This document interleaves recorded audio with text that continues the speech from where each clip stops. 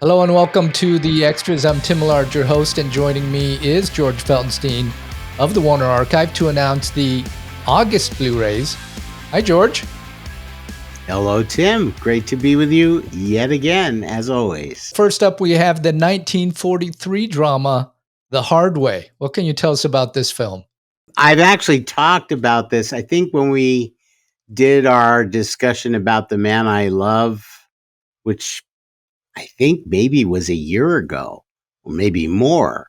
But, I've spoken on that occasion as well as other occasions about my opinion that Ida Lupino needs to be more significantly recognized for her really supreme acting ability, as well as completely unrelated in this particular situation, but she was a fine director, and she was trying to establish herself as a director when the industry wouldn't even consider the idea of a female director. Uh, so I just have great respect for her. I think this might be her best film performance, which is saying a lot. And she did get a Best Actress nod from the New York Film Critics Circle for her performance in this film, The Hard Way, which is directed by Vincent Sherman. This is a film that only really Warner Brothers could pull off. It doesn't have any of the Hollywood puffery or sheen that would have come from another studio, even some studios that I really admire. This is a tough, gritty film that is making really no secret of the fact that Ida Lupino plays uh, a hardened, driven woman who will stop at nothing to support the stage performer career of her younger sister, played by Joan Leslie. And I did mention in the write up that we put out about the picture that it's a little bit foreshadowing the true life story of Gypsy Rose Lee and her mother, Rose Hovick, who that whole dynamic between mother and daughter, and the mother stopping at nothing to help Gypsy's career as a performer.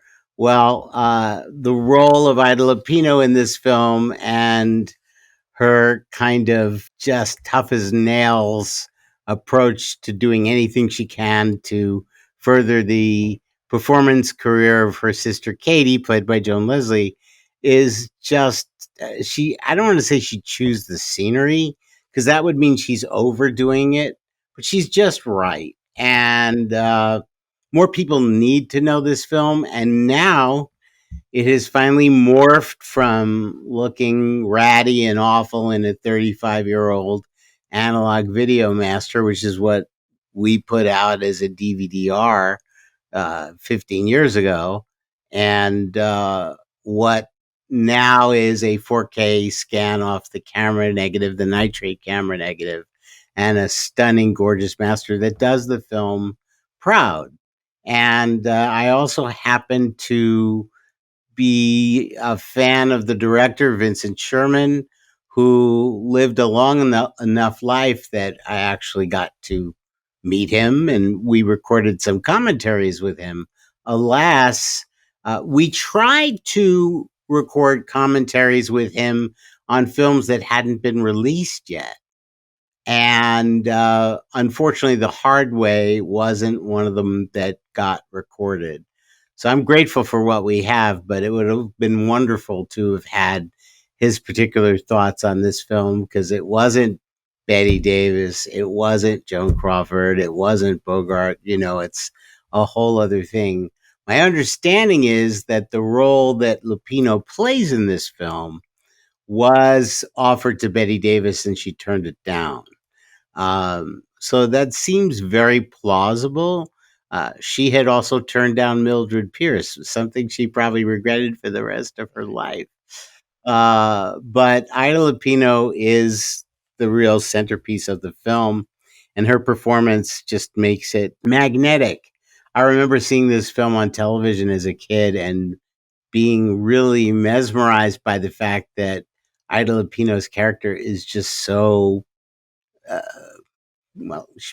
Let's just say I don't want maybe evil is a little too hard, but not a nice person and not a very ethical person and not a very considerate person. I also think that the performance by Jack Carson, who's one of the two vaudevillians that come across Joan Leslie's character when she goes to the vaudeville house, uh, Jack Carson gives a very vulnerable performance, which isn't usually like him. His characters are usually very wise ass, and of course, he was downright applicably nasty in A Star Is Born in 1954. But here, you actually feel compassion for him because he's basically destroyed by Ida Lupino in her wake to make her sister a success. So it's a great deal of fun in that respect. It's not fun watching somebody get destroyed, but when Ida Lupino's doing the destruction work, it's impressive. Well, it feels like we've talked about this one, as you said earlier, last year, maybe the year before. I mean, this has been requested by many people, and we've talked about it because of the inclusion of Ida Lupino and Joan Leslie. So I'm excited to see this come out, and I know a lot of others are as well. Now, do you have any extras on this release? Yes, we do, and it was a an omission when we made the Facebook announcement yesterday that we didn't talk about the extras. So I will be happy to share that information here, and then we're going to update our Facebook page. There was a radio show version on Lux Radio Theater, a full hour, but none of the original cast were participatory in the radio version. It starred Miriam Hopkins and French Otone, among others. And it's a very good audio translation or audio uh, edition of the storytelling. It's quite effective. And Miriam Hopkins was a very strong personality in her own way. And she takes on the Lupino role very, very interestingly. So I think people will enjoy that. Then we have two 1943 Warner Brothers shorts, both of which are in HD. One of them is called Gun to Gun, and the other is called Over the Wall. And they reflect the wartime activities of 1943. And then we also have, in addition to the original trailer, we also have two Warner Brothers cartoons, both of which are in HD and both of which I consider to be famous. The Aristocat, which is a wonderful, wonderful cartoon. Not with any of the most familiar characters, but it's tremendous. And then a very famous cartoon, Scrap Happy Daffy, which is black and white. And both of those cartoons, as I said, are in HD. So this is going to be a really, really great disc. Yeah, it sounds like it. Well, next up, George, you have a Technicolor release, That Midnight Kiss from 1949. What can you tell us about this film? Well, this is a production from what I jokingly refer to as the land of Pasternackia. Joe Pasternak, who produced a very specific kind of musical at MGM, his production unit was kind of in competition, sort of, at MGM with the Arthur Freed unit. The Freed musicals were very classy and used the very best talent. And Freed musicals are generally trying to advance the form, and they were much more in the direction of having music be a justified part of the screenplay. Joe Pasternak's films were much more light. They were lighter entertainment, but that doesn't mean that they weren't impressive productions.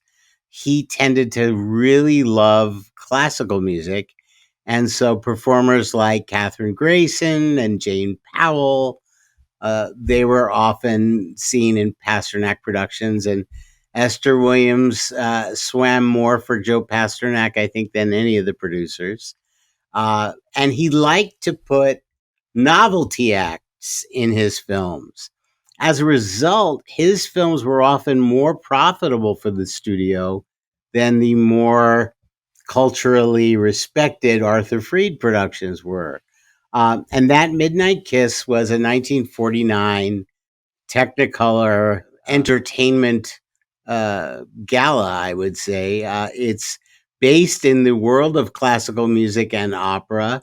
You have pianist Jose Iturbi, who was in several Pasternak films and many films at MGM. This was his last because he was getting word from various people that his performances in these movies were taking away from his reputation as a serious musician. So he decided to cast Hollywood aside after this. But there, with a goodbye, there's also a hello. And this is the film that introduced Mario Lanza to the movie screen. And Lanza had already established himself. He was a truck driver from Philadelphia, and they changed his name. He started making recordings for RCA. And when he was at the Hollywood Bowl performing, the story is, I don't know if this is apocryphal or not, that L.B. Mayer's assistant, Ida Koverman, went to Mayer and said, I heard the most amazing tenor at the Bowl last night. We've got to sign him to the studio. Uh, However it happened exactly, uh, that's probably how it happened. But whatever the methodology was, the studio signed him for a contract. He does not get top billing in this movie. It says, and introducing Mario Lanza. But so the top billed stars of the film were, in fact, Catherine Grayson, Jose Iturbi, and then Ethel Barrymore.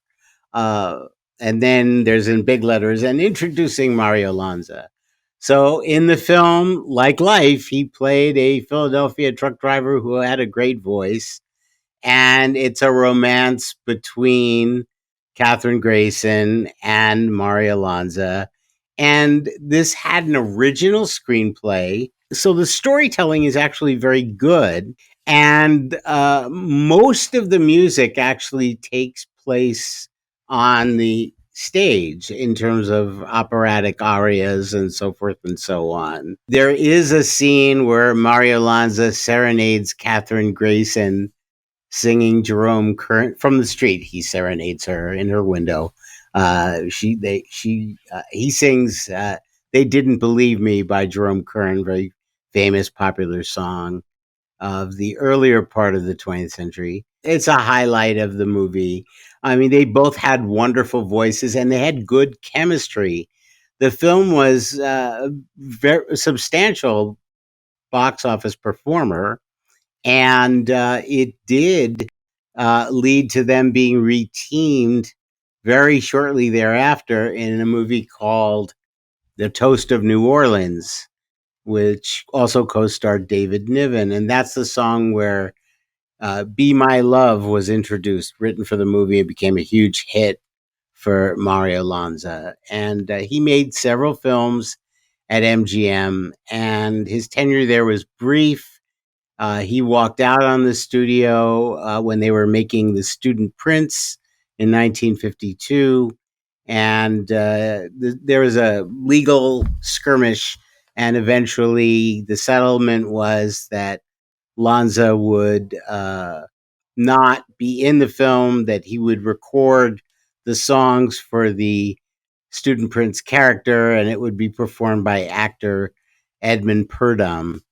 So that was the last MGM studio-based production that Lonza was in. And then he made a film here at Warner Brothers, Serenade, which was actually based on a book by James M. Cain, who wrote Mildred Pierce. And then a couple of years went by where there were no Lonza movies, and Lonza hooked up with, in the late 50s, a company called Titanus in Italy, and made two films, Seven Hills of Rome, and then For the First Time, both of which were filmed overseas. But MGM ended up distributing, I think, for the entire world except Italy. So there's this irony that MGM and Lonza parted company after a lawsuit in the early 50s, and his last two films were done uh, basically for Titanus and MGM. He died very, very young. He had a heart attack. He was a heavy smoker. He had fluctuating weight problems. His personal life was very, very sad, and his premature death was heartbreaking. But he still has a worldwide following, especially among opera lovers. And his recordings still sell all over the world. And his most famous film work was portraying Enrico Caruso in The Great Caruso, which was a huge box office hit, and which we released a Technicolor restoration on Blu-ray of in, I think, 2019 or 2020. But it was one of our Technicolor recombinations, and it looked and sounded fantastic, as does this. This is another one of those films where we've taken the original Technicolor negatives, used our proprietary technology to make a sharp, colorful presentation. And it's very entertaining. And we've added to the disc something we also had on the DVD of it almost 20 years ago, a deleted musical number called One Love of Mine. And we also have two MGM cartoons in high def, Heavenly Puss with Tom and Jerry, and Senor Droopy with Droopy from Mr. Tex Avery, and the original trailer. So it should be a very fun disc, and I know that Lonza fans will be very happy by this news. They're coming out of the woodwork, just saying how happy they are. So, really looking forward to it. The Technicolor restorations are always home runs. So, looking forward to this when it comes out in August. Well, next we have another film from 1949, and that's the drama Intruder in the Dust. What can you tell us about this release? Well, it couldn't be more different from That Midnight Kiss in terms of what filmed entertainment is. And this was a social drama that was based on the novel by William Faulkner. And MGM was very brave to make this film. It deals with racism, lynching, prejudice in a very adult, straightforward manner that is not Hollywood. And in fact, director Clarence Brown, who had established himself as one of the great directors at MGM in the silent era, he did many of the Garbo movies and in the talkie era as well. And Clarence Brown brought his cameras to Oxford, Mississippi, where this story takes place. And one of my favorite actors, who is very underrated but has now been properly recognized in a contemporary sense, Juano Hernandez. He plays a black man who is falsely accused of a crime. A white man is murdered, and the Mississippi cops, are completely corrupt, and they're ready to lynch this man. And David Bryan portrays a lawyer who is helped by Claude Jarman Jr., a teenager who a lot of people will remember from his work as Jody in The Yearling. That really put him on the map as an actor. But he was a young man here. This is several years after The Yearling. And there's like a trio. It's the David Bryan character, the Claude Jarman Jr. character, and also an older woman played by Elizabeth Patterson, who is best known. She was in some early 30s Warner Pre-Code movies. She did a lot of work, but most people know her as Mrs. Trumbull from I Love Lucy. She's terrific in the movie, and the three of them, against all odds, fight for Juano Hernandez's freedom. And at the time this movie came out, Bosley Crowther, who was the reviewer for the New York Times, who very often didn't have many nice things to say about most films, very popular films, he would usually trash them. And how he ended up being the Times film critic for as long as he was is kind of shocking. What ended his career was a terrible review he gave Bonnie and Clyde. And when Bonnie and Clyde turned out to be revered as breakthrough in cinema, Mr. Crowther was sent packing. But this was long before that, and yet he referred to Intruder in the Dust as one of the great cinema dramas of our times. If anybody wants to go back and use the New York Times Times Machine and read Crowther's review, it's just an out and out rave that speaks to the excellence of this film. And the fact that MGM had the courage to make it in 1949, I think shooting probably started in 1948, but it was released in 49. And it is not a long film. It's 87 minutes long. It is captivating. It is magnetic. And here again, we're able to take a film that wasn't looking very good in what we've been distributing in television and on DVD. Now it's got a gorgeous new master. It's a 4K scan from our preservation elements, which were second generation. This is one of the many black and white negatives that burnt up in the Eastman fire in 1978. So fortunately, we have fine grain that is quite beautiful and very well made, and it almost looks like you're looking at the original negative. It's just that beautiful. This film was named one of the 10 best of the year by the National Board of Review back in when they were doing the best films of 1949. But I still believe that it isn't well known enough, and I urge people to see it. And of course, I urge people to buy it and make it part of their libraries, because these things don't happen without consumer support. And I can't imagine anyone who loves film not wanting to have this film among their collection. It's just knockout performances, fine filmmaking, and as they said on the poster, it's sensational. And you also put in a nice amount of extras on here as well for the fans. You got 2 shorts, it looks like. Yeah, they're diversionary.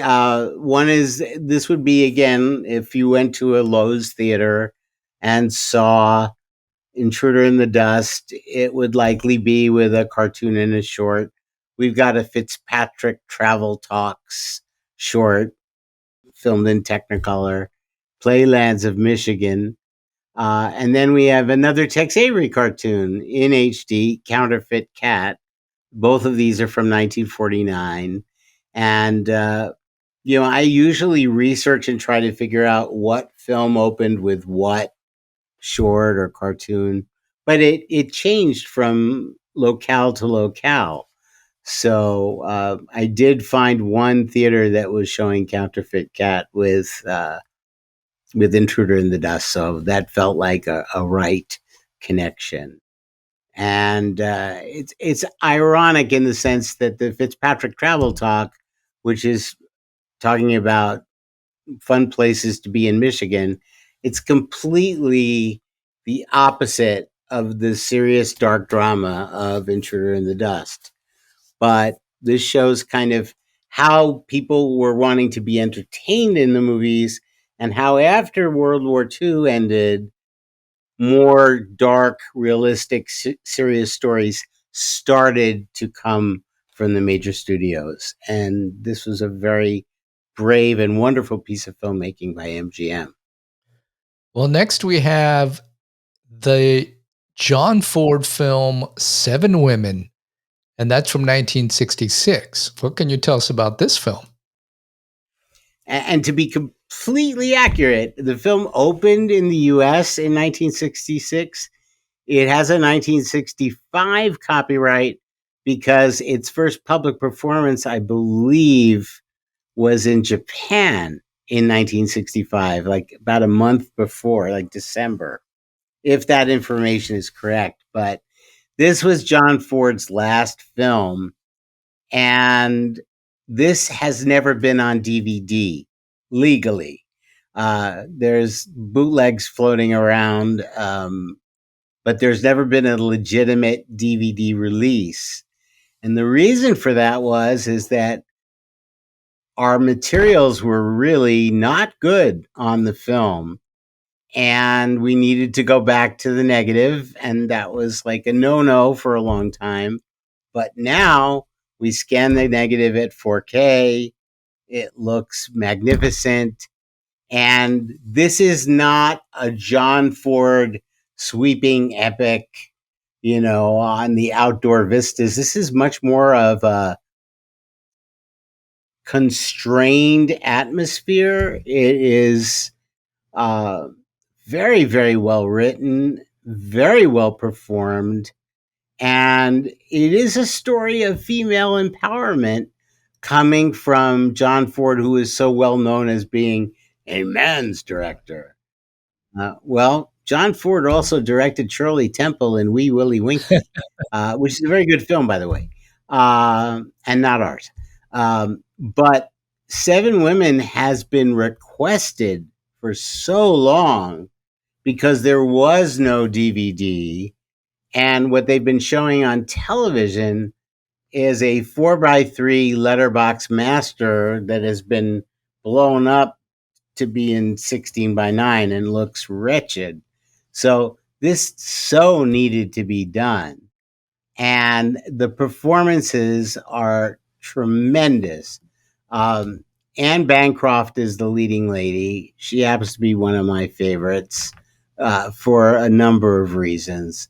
Uh, she gave so many wonderful performances, but she's really the glue that holds us together. She was a last minute casting change because the original person cast in this role was Patricia Neal, who suffered a stroke.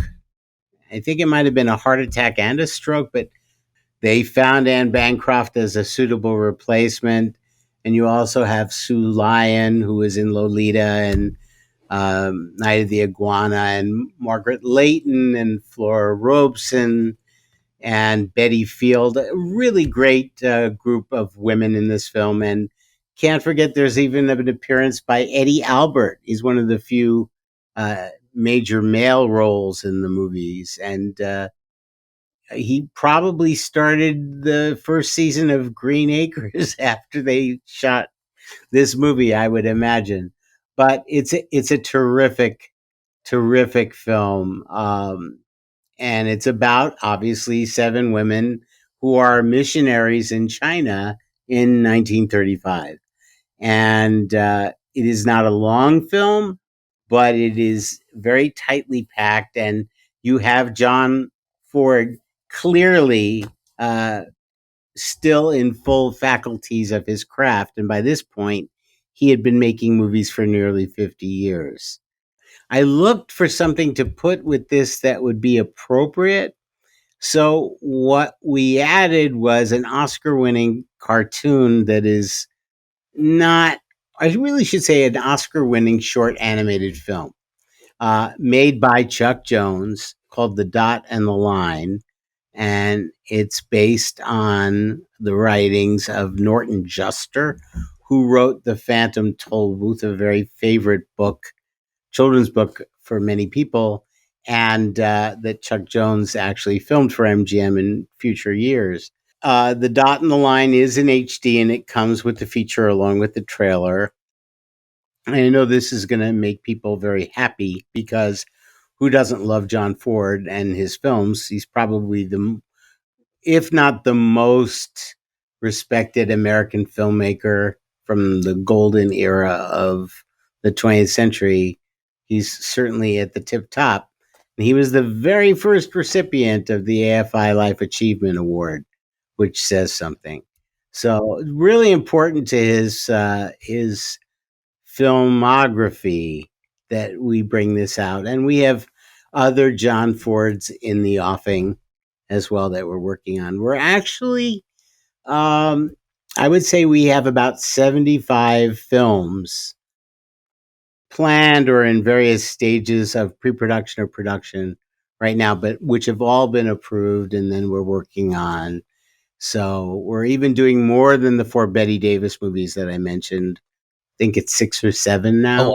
wow. So there is more John Ford coming as well, and people will be happy. Well, speaking of more, you are releasing your third 4K in August, which is terrific. It's going to be your what? Your third one in the course of about less than a year. What can you tell us about this one? Well, I'd like to give credit where credit is due. This is our release of a major restoration effort that was undertaken under license from us by the British Film Institute. One of the very most important British films of the last 50 years, Get Carter, starring Michael Caine. The British Film Institute, they're wonderful, wonderful people, wonderful to work with. And they pulled out all the stops to make a 4K UHD HDR amazing special edition of Get Carter. And part of our agreement was that they would give us access to their work on the feature. So it was a collaborative effort. We scanned the negative and they did beautiful, beautiful work. They were kind enough to give us access to several of the special features that they had in their deluxe edition. Not all of them were they able to share with us, but many of them were. So this is a very loaded disc. It's a 4K disc, BD100, high bit rate, of course, disc production, encoding, authoring, compression done by Fidelity in Motion. David Mackenzie is the best. I've said it before. I'll say it again. We're so lucky to be working with him. And the presentation is loaded with lots of extra features. And yet we keep the high bit rate on the BD100 for the 4K HDR UHD presentation, which has Dolby Vision and HDR10. But the Blu-ray, which is on the BD50, is this same remaster with the same content in terms of special features. So when you buy the combo, if you haven't gotten your 4K set yet, you have that disc waiting for you when you upgrade, but you can get that new remastered Blu-ray in this presentation. And the film itself was directed by a gentleman named Mike Hodges, who just passed away in the last few years. I got to speak with him on the phone several times. It was his, I would say, dying wish, because I believe he was in his 90s at the time, to see this film get properly anointed the way the BFI did. And they not only created this amazing special edition, they also toured the film throughout the UK. We had released our own, not Warner Archive, but Warner Home Video had released a Blu-ray of the feature I would say probably a little over 10 years ago, maybe 11 years ago, might have been 10. But that had an Americanized audio track where the Cockney accents had been kind of minimized to be more understandable British accents by certain players. And that was an appropriate choice for 1970. But our domestic Blu-ray had that track, and it really should have had both. What we've offered here is the original UK track, thanks to the work done by the BFI. So I really want to be clear that the reason we are releasing this through the Warner Archive is to give the proper treatment to all the work that the BFI did. And I want to thank all the folks at the BFI for their incredible generosity in sharing these elements with us so that we could make a US disc with a 4K Blu-ray combo that was affordable and that had plenty of special features that speak to the excellence of this British crime drama. Because if you only think of Michael Caine in his delightfully fun, he had so many roles where you just loved him because he was, the Cider House Rules and all the films that came before.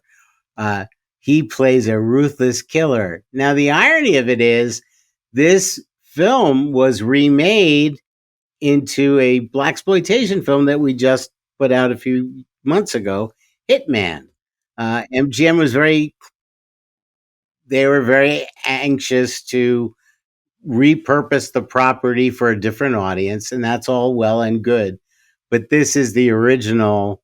It's not sanitized, it's rated R, and it's exactly how the film premiered in the UK with its original audio, and it's mono because of that. There's no Atmos, there's no remix. It looks and sounds tremendous because the BFI did a beautiful job restoring it from the original negative. And I think people will be very much appreciative of the fact that this work is now available. There will be more 4Ks coming from us. Not very many. There'll be occasional, as I said before, maybe 3, 4 a year, just because of the increase in cost. And also because some of the older films they don't really have 4,000 pixels in the negative. It's just not there. So this is a film where, courtesy of the BFI's work, the colors are tight and they snap, and it looks really, really good. And it's a wonderful thing to be able to add to your library at a very reasonable price. So that's Get Carter. And not to be confused with the Sylvester Stallone remake of the same name that came along in 2000. That's not what we're selling here. Well, as you mentioned, there is just a load of extras. We won't go through all of them here, but that would take a whole podcast just to talk about. It's a lot. It's a lot. So this is going to be a great release. And it's really great to hear about the partnership between the Warner Archive, Warner Brothers, and the BFI in this instance for this release.